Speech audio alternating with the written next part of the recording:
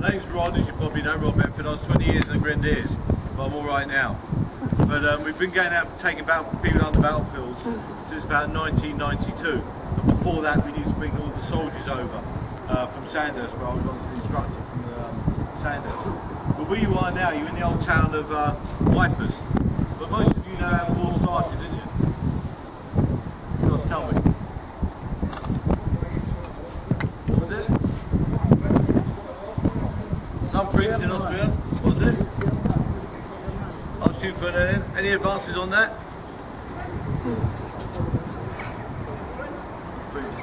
Germans invaded Belgium. I thought Basil 47, wasn't it? You started it, you invaded Poland.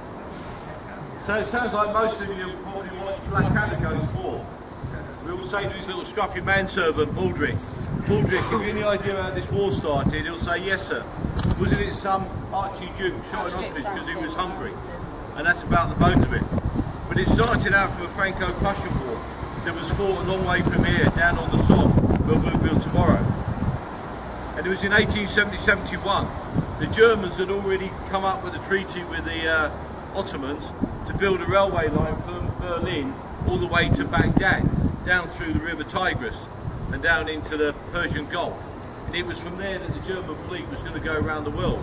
Because if Germany wanted to go anywhere, she had to go out through the North Sea, or through the Baltic Sea, out all the way around the north of Scotland and Ireland, around the Cape of Africa, or, if the Royal Navy allowed the German Navy to do so, down through the Channel, through the Straits of Gibraltar, and through the Suez, but only with the permission of the Royal Navy. But before the war, of course, Britain and Germany, we were all great friends. So the Germans in 1870 have already come up with a treaty to extend their empire. But they got a bit of a problem because they need to do it quicker. So they used the old excuse, would you believe, of France's bombastic attitude to a European neighbour, and they have a war down in France. They besiege Paris and they capture a little place called Amiens in 1870-71, the Franco-Prussian War. And then they retreated back towards Germany after saying to the rest of the world, you've seen the great German Empire under the great Bismarck, leave us to our empire. And going back, they took control of two parts of France called the Alsace and Lorraine. Coming back to you now, those names, the Alsace and Lorraine. And then from 1871 to 1874, all the Europeans are arguing about bringing peace here to Europe. Because we once tried it after a battle called the Battle of Waterloo, which next year would be the 200th anniversary, when they formed this lovely country we're in now in Belgium. But if you were sat in the Parliament of Belgium today, you've got to wear headphones, because some of them speak Flemish, some of them speak Dutch, some speak French, and 260,000 over by the Ardennes speak German. So one country, 200 years old here in Europe, have still got 4 languages that they speak, and they can't agree on a common language. So the Europeans get together and say, after the Battle of Waterloo, we formed this lovely country of Belgium, now we're going to make sure there's no more wars. So they form a treaty called the Treaty of... what? Sorry? Not quite. But they form a treaty, it's called the Treaty of Vienna, 1874. The Treaty of Vienna, 1874, after the Franco-Prussian War, the crux of that treaty is we would all abide by the neutral countries, and if anybody attacks a neutral country, we'll come to their aid, and if anybody attacks any other, we'll come to the aid of that country. That's nearly the NATO treaty post the Second World War, 1945. If you attack one, you attack all. So the Treaty of London, or the Treaty of Vienna, sorry, is signed off. That treaty is what will get us into the First World War. Because now, from 1874 until the First World War of 1914, for 40 years, the French and the German army have been over on the Alsace and Lorraine, over to the east of France, and they've been looking at each other, 2 big armies, and they've been defensive armies, the German army and the French army. For 40 years, have been looking at each other, and they can't close that situation either militarily or economically. It's what we've got over in Korea now after 60 years. The North and South Koreans look at each other with the United Nations in between. And lots of little United Nations actions all around the world. Any of you ever served in Cyprus with the military? Yeah. With the UN or sovereign base. And I was there with the UN in '84, and they gave me a medal, you know. The most dangerous thing that happened to me was one day I had to send 4 soldiers to guard the Cypriots while they picked their oranges in no man's land. And at lunchtime, the Cypriots got them so bloody drunk, they brought them back in the evening, laid in the back of the tractors on top of oranges, cuddling their rifles and their radios, and they couldn't hardly bloody walk from about to put them to bed. So I gave them an almighty rollicking and said, if it happens again, somebody's going to get in a camp. I went to a meeting. When I came back, the camp was very quiet. I was looking around thinking, what's going on here? And I said to the driver, what's going on? Normally the boys are playing volleyball or doing something. He said, don't know, should we go? And I went, no, let's get out. As soon as I got out, an orange got me. Wallop on the back of the head. And then another orange, and the buggers ambushed me for about 20 minutes. And that was the most dangerous thing that happened to me on the United Nations. But I actually got a medal for it. A sunshine medal. The Cyprus. So we've got these UN actions everywhere. So for over 40 years, we've got the Germans and the French just looking at each other. To man that border at the Alsace-on-Lorraine, they need men. So Germany made sure that every single German man does 2 years military service and a number of weeks training at the age of 19. France has to do the same. So France made sure every Frenchman does 2 years military service. And for 40 years, they're defensive armies and they're looking at each other. They're building forts, they're building trenches, they've got barbed wire, they've got dugouts, and they're content to look at each other. So then we moved off to that assassination, the Archduke Ferdinand, down in Sarajevo.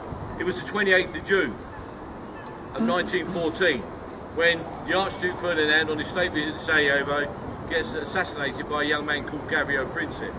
And this is the spark that will start the war. But interestingly enough, what's he doing on the state visit on the 28th of June? The 28th of June, all our governments are on recess. So some of you are going to Russia to get grain, some of you are going to the British to get steel, some of you are going to go to Poland to get coal. And today we call it the junkets, where all our members of parliament get sent on these little business things. But the European governments are all going everywhere. They are not sitting in their parliament buildings. And if you wanted to go on a state visit in those days, be you a king, a president, or prime minister, that's where you went, because you didn't go when your government were in office, because when you come back, you might find you're no longer the leader of that nation. So the Arch Ferdinand gets assassinated. The Germans then lean on the Austrians and say, if you wish to make demands in reparation, in payment for this assassination, we will back you up. They make 25 demands. The 5 most important are, they want to fully occupy Serbia and use secret and military police to search out these assassins. That's against the Treaty of Vienna of 1874. And they only give them 24 hours to meet the demands. They can't meet the demands because, as I've just said, all their governments are travelling on boats and trains and they're everywhere. They can't recall them to discuss it. So after 24 hours, the Germans say, if you want to declare war now on Austria for the assassination and the reparations not being paid, we, Germany, will back you up. And so it gets critical. Austria declares war on Serbia, the Russians mobilise their forces, the French finish off the last bottle of cognac and mobilise their forces on the 3rd of August. And on the 4th of August, in the morning, we sent telegrams to the Kaiser, remembering that the King, the Kaiser and the Tsar were all nephews of Queen Victoria and all the best of friends. Lovely pointy beards and lovely little moustaches. And why would we have a war with Germany? Because in 1911, when King George, our German-speaking king, became the King of England, as the armies of the Commonwealth lined the streets of London, so did the German army. In 1913 on Salisbury Plains, the King and the Kaiser sat on horses together, watching their armies training. King George, our German-speaking king, is dressed as a German Ulan with a lovely little furry hat on his head. As a cavalryman of the German army, he's the honorary colonel in that regiment. The Kaiser Bill we called him because he went to Eton and Harrow and was as much an Englishman as King was a German. He was sat on a horse dressed as a British dragoon because he was the honorary colonel in that regiment. In 1913, we were so close to the Germans. So now it gets critical for us because we have to say to the Germans, if you attack another or come through a neutral country and use the Great Sniping Plan, you will bring us, Britain, into the war. So what did the Kaiser say? He said to his army, don't be concerned with that contemptible little army. Push on through Belgium. Let's have this war done by Christmas. Use the Schleifen Plan once more. How did he call our army contemptible? He knows that we've got 100,000 men in the regular army, we've got 300,000 in the reserve army or the old territorials, and they're for home service only. They can only go overseas if they volunteer. But gradually, we'll just change the laws anyway, and those who don't volunteer are going to come to France and Flanders. Well, we've got 100,000 men of the regular army. Because the Kaiser and the French have been building up their armies, making sure everybody does military service, that he can recall into uniform 4.2 million men. The French can recall into service 3.9 million men, and the British Army and the King has just said, don't you go attacking another or each other or pass through a neutral country. On both counts, you will bring Britain into the war. So when he says a contemptible little army, he was right. But he's going to meet those contemptibles in another story we're going to tell a little bit later. He said, let's have this war done by Christmas. What's so important about having it done by Christmas? He's not known for his skiing prowess or anything else. He's a short little fella at the best. But he knows that out there, there's an empire. He knows he's got a war chest of money. As all nations, even today, have a war chest, or money we can use for armed conflict or famine relief. And that money is just enough to feed his army, to pay his army, to arm his army, and mobilise his army for 4 months. If the war goes on for 4 months, he's going to bankrupt his country. So don't be concerned with that contemptible army of 100,000 men. Let's have this war done by Christmas. What he didn't bank on, but he knew of, the empire. Because out there's a huge empire. There's Australia, Canada, New Zealand, there's the Indian Army. But it's how long is it going to take for those men to volunteer with no uniform, to march to the big cities where they live, to be given a barracks to live in, to be made into a uniform, to give them a gun, to train them, to get the ship, to transport them to a European war. It's going to take 4 months. So the Kaiser was right. Don't be concerned with that contemptible little army of 100,000 men. Let's push on through Belgium. Let's have this war done by Christmas. Because if he doesn't, he'll be bankrupt and the empire will come. And the empire will come and the war will be extended and he will be bankrupt. But on this fields where we are now, that contemptible little army were crossing the channel, escorted by the Navy. Anybody ever served in the Navy? Anybody ever been out with a sailor? Put your hand down, John. Okay, thank God for that. But our Navy managed to bring us across the channels, past the submarines and other threats of Germany, and land the whole of the BF without losing one ship or one man. The story will soon change. And the old Contemptibles have now gone down towards Mons. And at Mons they fire the first round on the 22nd of August. And then the retreat starts. Back towards Ypres, back down towards Neuve-Chapelle, a little bit south of there, and also down towards France, where they would stop, the French and the British Army would stop the German army on the river Marne. It's called the Miracle of the Marne. But in early August, the German army trotted down the road from Menin, came down through a portway which was here during the war, not the gate that you see now. It was just earth banks that came down, and then the earth dropped down onto a bridge that went in that direction. So it was just two muddy banks going. So here, they come through this, once known as Napoleon's Port, they go into the town, they get off their old dobbins, their horses, they have a few sharp ones, and they trot off back down the Menin Road. They report into Menin, and they say there are no soldiers, French, British or Belgium, here in the town of Wipers. And so the Germans think, that's good, tomorrow we go. So the next day, they started coming down the Menin Road, and they would meet the old Contemptibles that arrived that evening up on the top of the Menin Road, and the battles, the first battles of Ypres will commence. And of the 100,000 that came here, by November, 80,000 of them are either dead or wounded, are the old Contemptibles. But they stopped the German army in great stead. The German army didn't realise that for our men, we learned a few lessons from the Boer War, that we had to shoot straight, and we had to aim and hit every single target. And we changed our rifles from a very old-fashioned rifle to the 303 that we used in most world wars. Some of you have probably fired those in the UVF. With a 10-round magazine and 1 round in the bolt. So we've got 11 rounds ready to fire in a rifle. For the Germans, they've got 5 rounds in the magazine, 1 round in the chamber, bolt operated. We can outshoot them before we even start reloading our weapons. And the Germans are going to get the shock of their life.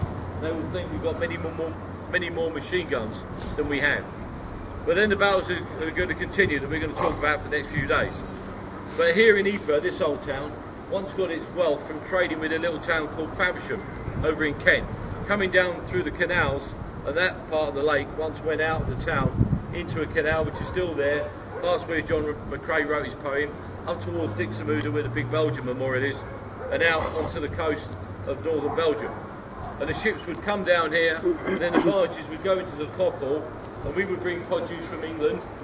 You know, that's all over the United Kingdom, of course, whatever it may be, probably apart from haggis and bagpipes.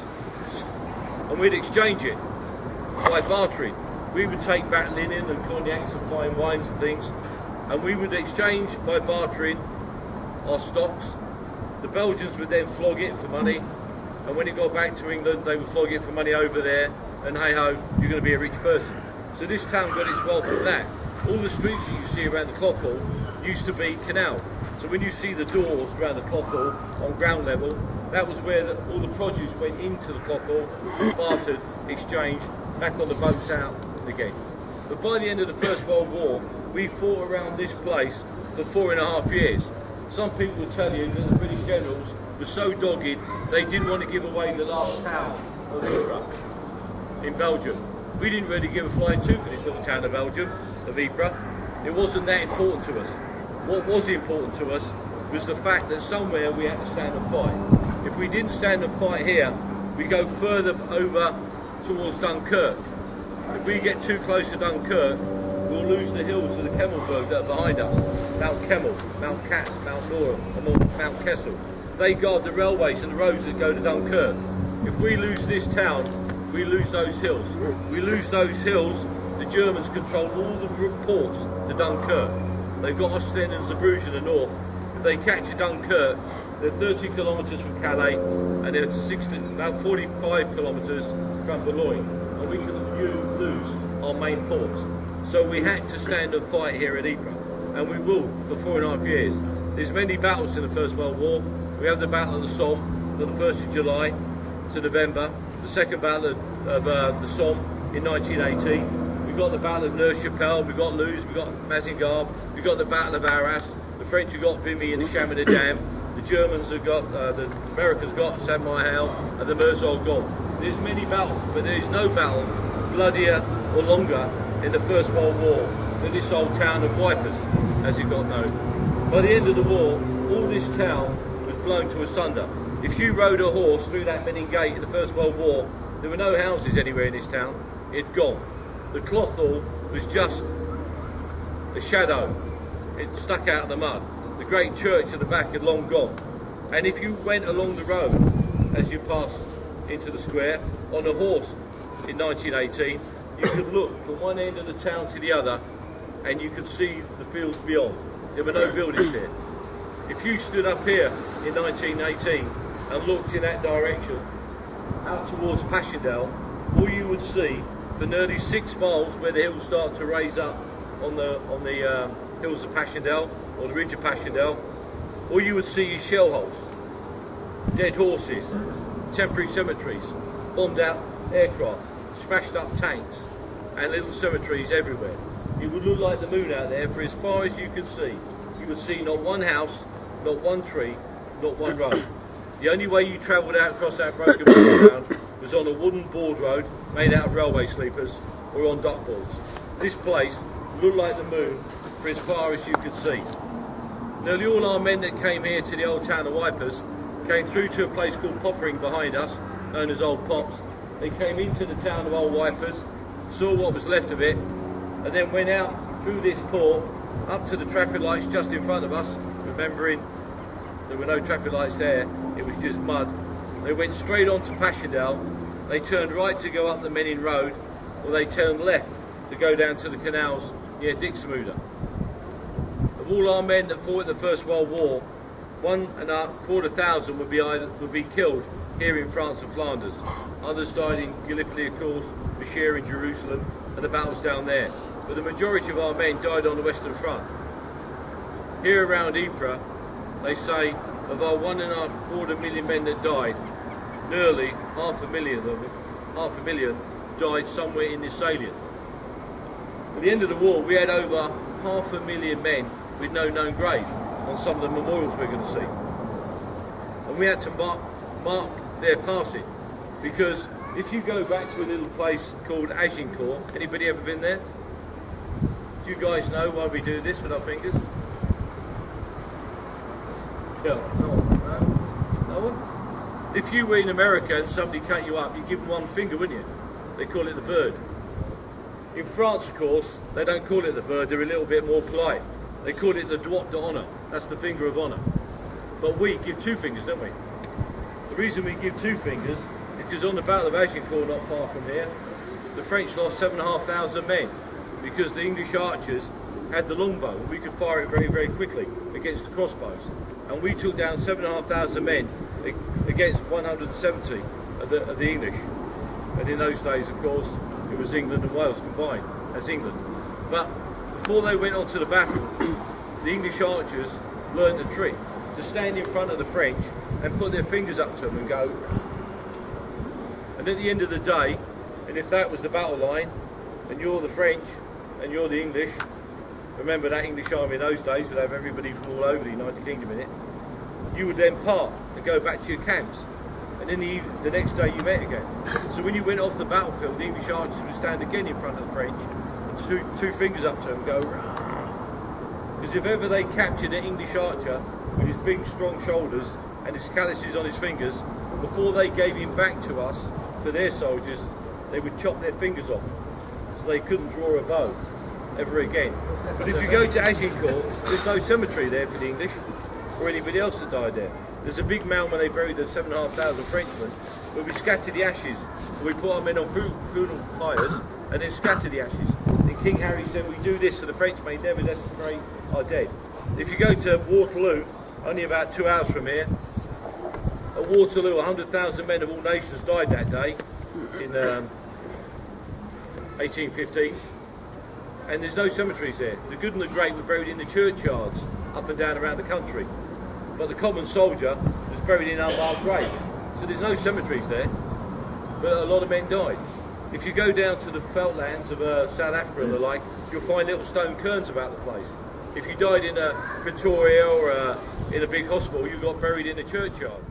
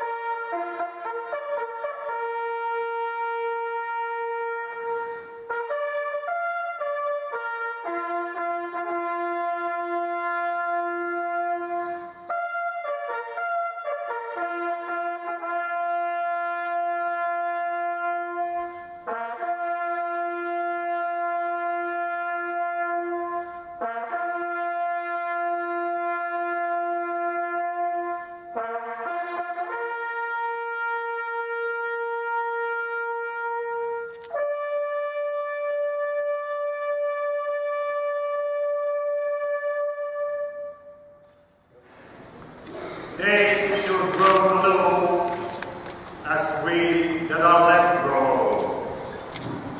Age shall not weary them, nor the years doom them. At the going down of the sun and in the morning, we will remember them.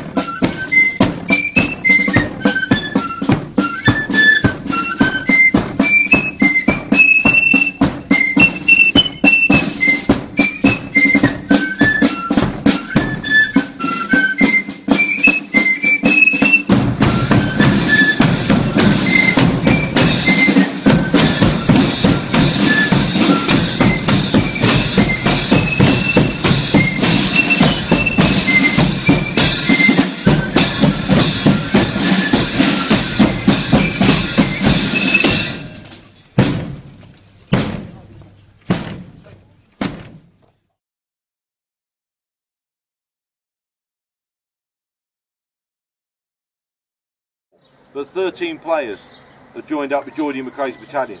They've come nearly 3 miles on the 1st of July, and one of the greatest advances at the Battle of the Somme. In that direction, a place called Montalban was being captured, a place called Metz was being captured, and the next village down, Fricourt, was being captured.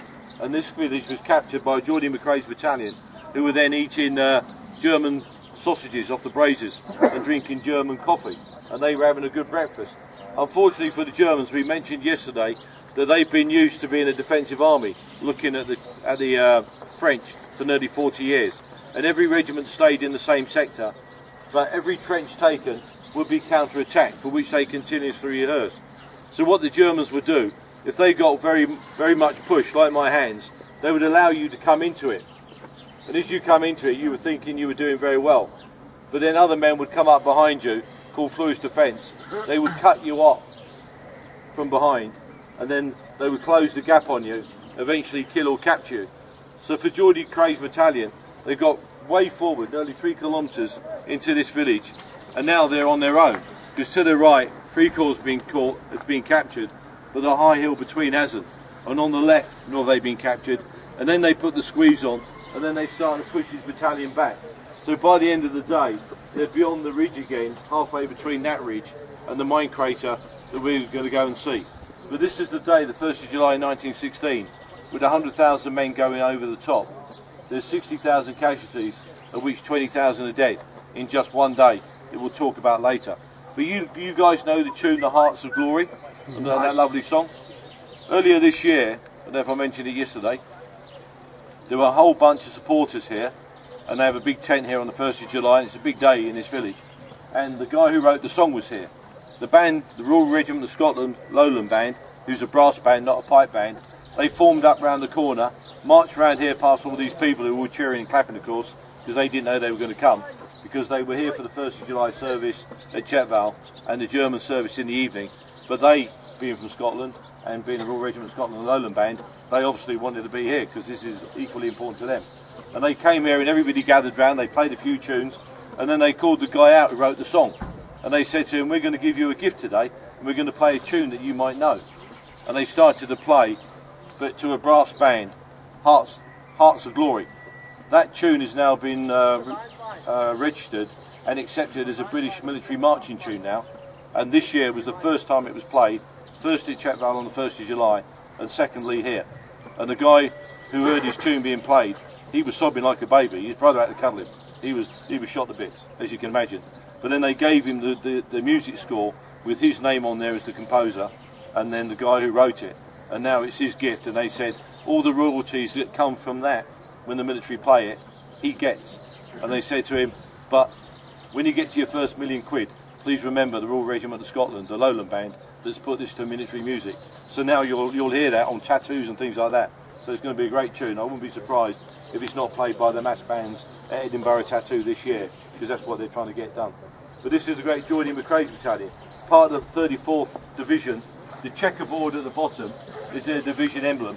And as we go down the road towards the big mine crater, we'll see over on the right hand side a woman holding up her arm. She once held up a big wreath, but that's the memorial to the 34th Division, which Geordie McRae's battalion were part of, the 6th Battalion of the Royal Scots. Do you guys know the Royal Scots? That Michel Blair, the King of England, bless him, Tony Blair, he amalgamated or disbanded the Black Watch and the Royal Scots.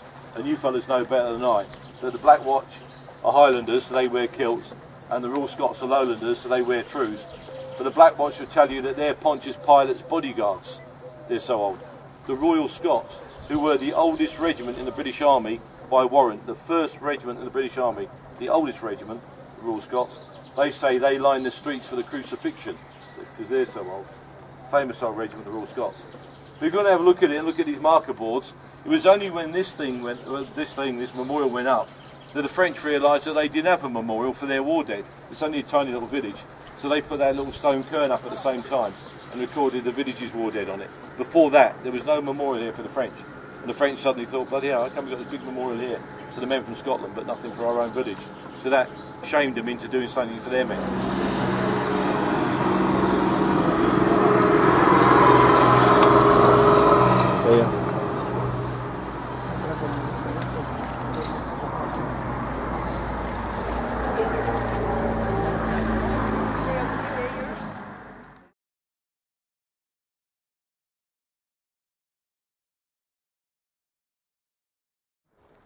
These men are from the Northumberland Fusiliers, most of them, but they're the Tyneside Scottish and the Tyneside Irish. These are men that once worked in the shipyards of Newcastle, and when war was declared, rushed into the Northumberland Fusiliers, and of course all those Geordies that no bugger can understand, but then saying, what are we going to do with all these Scots fellas and all these Irish fellas?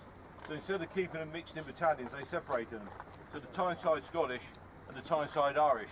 So the Tyneside Scottish had their own badge, as did the Tyneside Irish. And it was here that part of the 34th Battalion, the 34th Division, attacking from here but going across the hill in that direction to where we just in the Kern to join in McRae's battalion. In the British Army you're not allowed, you don't order a piper to play you over the top. It's a privilege of the piper to ask permission to play. And here all 50 pipers volunteered, and at the end of the day all 50 pipers were either dead or wounded, would you believe. If you come here on the 1st of July, there's a service here that starts off with a thunder flash detonated in the bottom of this thing, and then the pipers are hidden by the trees, and one by one they start playing and they muster around here, and they become the focus for the service that's here on the 1st of July. But this mine is dug from 750 metres away, down the deepest part of the valley, towards that church. So before you go up the hill, way out there, coming underneath our trenches, into no man's land, underneath the German position, and then they say they dug a room the size of a picture gallery. The engineers would shake the roof, and they would tell by the size of this roof and the charge put in there, they could tell you how big the hole was going to be, how deep the hole would be, and how high the bank would be around it. Because the trench was once the height of the field over there, of course.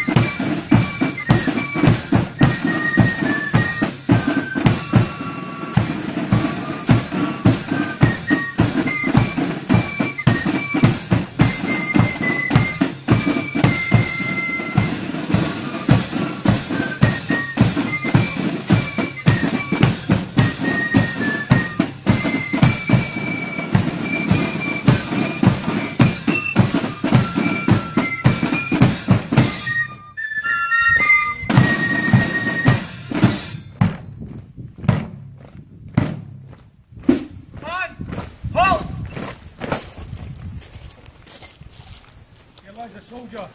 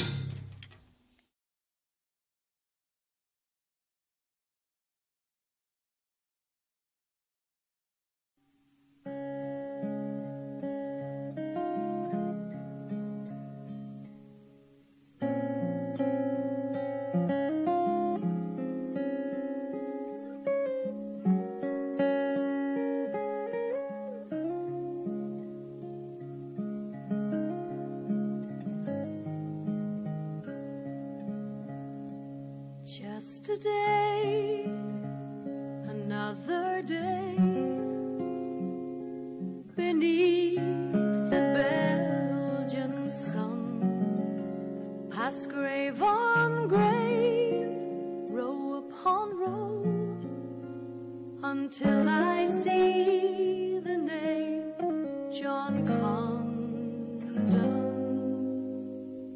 carved in stone, harp and crown, little crosses in the ground, and standing there, my silent prayer is for a boy who died a soldier. We lad will not grow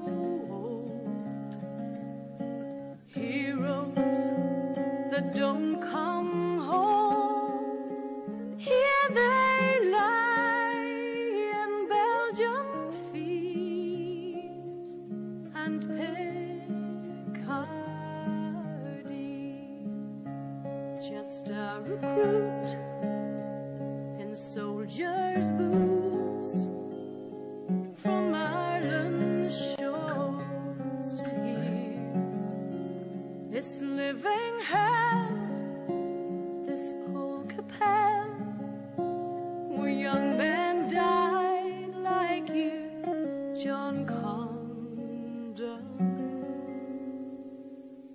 all around the harp and crown, the crosses in the ground stand up in proof, the bitter truth, the waste of youth that lies forgotten. We lad will not grow old, heroes that don't come home. Here they lie in Belgium fields and Picardy.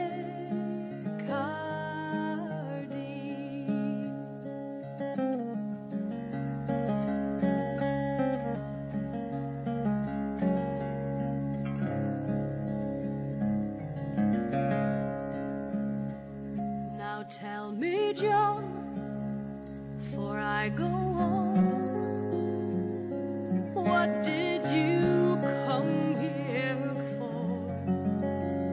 With Ireland's bold, your life untold, 14 years old to die a soldier, and all around the harp and